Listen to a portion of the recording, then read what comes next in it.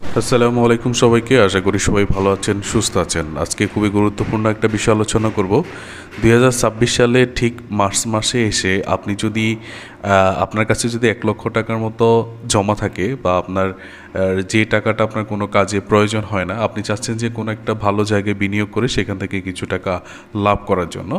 তো আজকের ভিডিওটি আপনার জন্য অবশ্যই গুরুত্বপূর্ণ, কারণ আমরা আজকে দেখাবো যে আপনি 1 লক্ষ টাকা যদি আপনার কাছে হাতে থাকে, সেক্ষেত্রে এই টাকাটি আপনি যদি পোস্ট অফিসে ফিক্সড ডিপোজিট বা মেয়াদি হিসাবে রাখেন, সেক্ষেত্রে আপনি কত টাকা পাচ্ছেন আজকের বিষয়টি আপনারা এখান থেকে জানতে পারবেন। ওকে, সেই জন্য অবশ্যই আমাদের চ্যানেলটিকে সাবস্ক্রাইব করবেন। প্রতিনিয়ত যেহেতু আমরা ব্যাংক রিলেটেড ভিডিওগুলো আপলোড করে থাকি, সেক্ষেত্রে আপনারা আমাদের এই চ্যানেলটিতে আপডেট পেয়ে যাবেন। ওকে, চলে যাচ্ছি আজকে মূল টপিকে। প্রথমত আমরা জাতীয় সঞ্চয়পত্র অধিদপ্তরে আসব। এখানে আসার পরে আমরা দেখব যে পোস্ট অফিস ফিক্সড ডিপোজিট বা আপনারা যদি ডাকঘর সঞ্চয় ব্যাংক বলে থাকেন, ডাকঘর সঞ্চয় ব্যাংকে আপনি যদি 1 লক্ষ টাকা মেয়াদি হিসাবে জমা রাখেন, সেক্ষেত্রে আপনি কত টাকা পাচ্ছেন আজকের বিষয়টি এখান থেকে জানতে পারবেন।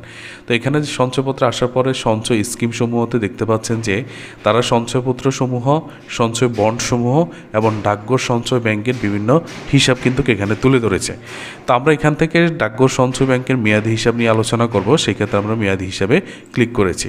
মেয়াদি হিসাবে ক্লিক করার পরে আপনারা যদি দেখেন, এখানে নিচে কিন্তু দেখতে পাচ্ছেন যে ডাকঘর সঞ্চয় ব্যাংকের যে মেয়াদি হিসাব রয়েছে, সেখানে তাদের যে কত টাকা কত পার্সেন্ট করে তারা লাভ দিচ্ছে সে বিষয়টি কিন্তু এখানে দেখা যাচ্ছে।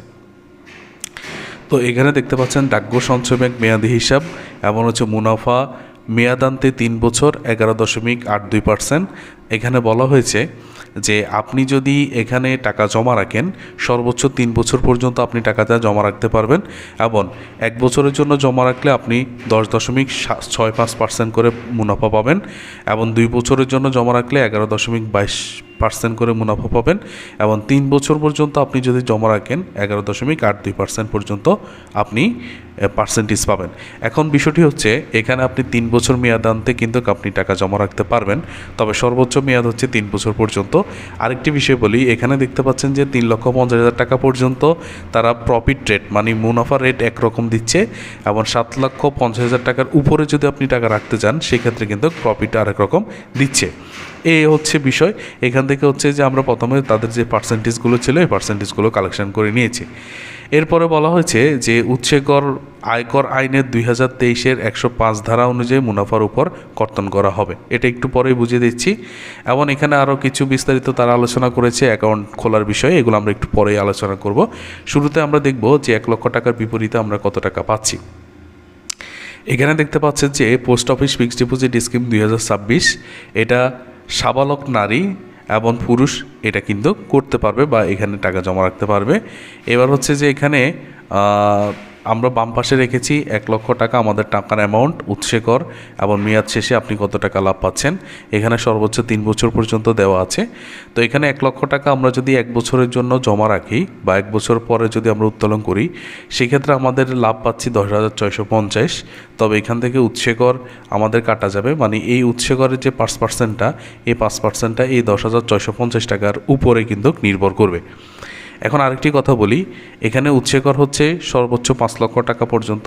আপনার যদি 5 লক্ষ টাকা পর্যন্ত মেয়াদি হিসেবে জমা রাখেন, সেক্ষেত্রে আপনার জন্য 5% কাটা যাবে। তবে আপনার যদি 5 লক্ষ টাকার উপরে হয়ে থাকে, সেক্ষেত্রে কিন্তু এখানে 10% কাটা যাবে। তো যাই হোক, এবার হচ্ছে 1 লক্ষ টাকা যেহেতু আমাদের অ্যামাউন্ট, 1 বছরের জন্য 10,650 টাকা আমাদের লাভ আসছে। এই লাভ থেকে উৎসেকর কাটা যাবে 533 টাকা, এবং 1 বছর পর আমরা মেয়াদ শেষে পাবো 1,10,118 টাকা। তার মানে লাভ হচ্ছে, শুধু লাভ হচ্ছে 10,118 টাকা।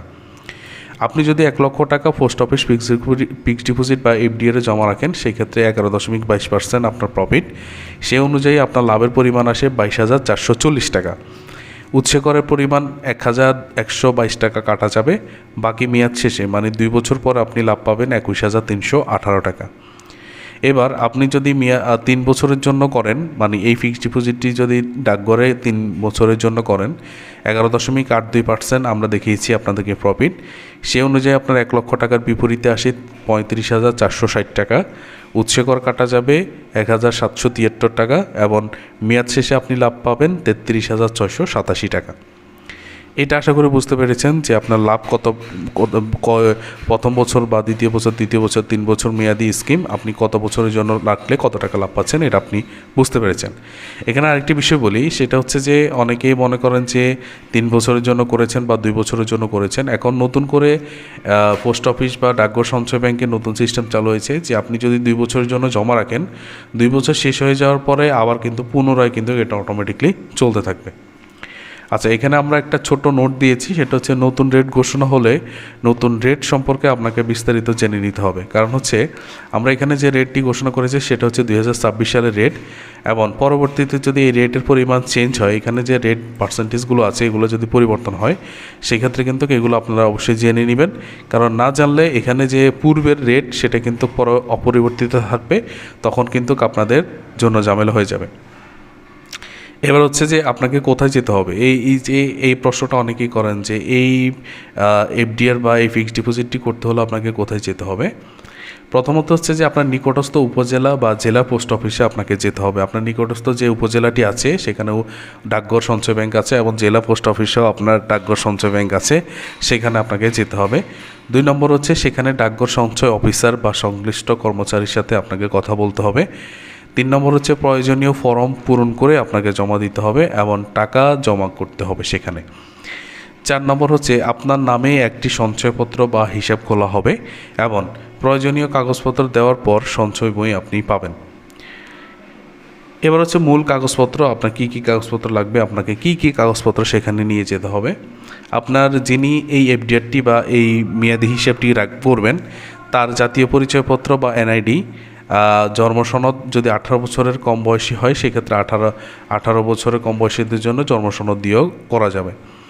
এবার হচ্ছে সদ্য তোলা পাসপোর্ট সাইজের 2 কপি ছবি, মানে যিনি অ্যাকাউন্টটি করবে তার সদ্য তোলা পাসপোর্ট সাইজের 2 কপি ছবি প্রয়োজন হবে। উনি যাকে নমিনি দিবে, মানে যে অ্যাকাউন্টটি করবে সে যাকে নমিনি দিবে তার 2 কপি পাসপোর্ট সাইজের ছবি এবং তার জাতীয় পরিচয়পত্রের ফটোকপি অবশ্যই নিতে হবে। টিন সার্টিফিকেট, এটা যদি 5 লক্ষ টাকার বেশি বিনিয়োগ হয়, মানে আপনার টাকার অ্যামাউন্ট যদি 5 লক্ষ টাকার বেশি হয়ে থাকে, সেক্ষেত্রে কিন্তু আপনার ক্ষেত্রে টিন সার্টিফিকেটটি প্রয়োজন হবে। অতিরিক্ত তথ্যর মধ্যে রয়েছে আবেদন ফরম পূরণ করতে হবে, ডাকঘরে পাওয়া যাবে। মানে হচ্ছে এই অ্যাকাউন্টটি করার জন্য যে আবেদনপত্রটি প্রয়োজন হবে সেই আবেদনপত্রটি কিন্তু আপনাকে উপজেলা পোস্ট অফিস থেকেই দিবে, এবং সেখানে সেটা পূরণ করে আপনাকে জমা দিতে হবে। তারপর হচ্ছে ব্যাঙ্ক অ্যাকাউন্ট একটা প্রয়োজন হবে, অবশ্যই এটা কিন্তু এফডিআরটি করার আগে, মানে এই টাকাটা জমা দেওয়ার আগে আপনি অ্যাকাউন্ট করবেন। কারণ হচ্ছে এই অ্যাকাউন্ট নম্বরটি আপনাকে ওখানে জমা দিতে হবে, পোস্ট অফিসে জমা দিতে হবে। কেননা আপনি লাভের টাকা বা মুনাফা পেতে হলে আপনাকে সেই ব্যাঙ্ক অ্যাকাউন্টে কিন্তু মুনাফাটি জমা হবে। নমিনি নিয়োগ করতে হবে, অবশ্যই নমিনি নিয়োগ করলে কি হবে, আপনার মৃত্যুর পরে কিন্তু পরবর্তীতে যে লাভটি থাকবে বা মূল টাকাটি থাকবে সেটা কিন্তু নমিনি উত্তোলন করতে পারবে। এই ছিল আজকের বিস্তারিত, আশা করি সবাই বুঝতে পেরেছেন। এর বাইরেও যদি আপনাদের কোনো প্রশ্ন থাকে সেক্ষেত্রে অবশ্যই আমাদেরকে কমেন্ট বক্সে কমেন্ট করবেন, আমরা চেষ্টা করব প্রত্যেকটি বিষয় কিন্তু আপনাদেরকে বুঝিয়ে বলার জন্য। সবাইকে ধন্যবাদ। আসসালামু আলাইকুম ওয়া রাহমাতুল্লাহ।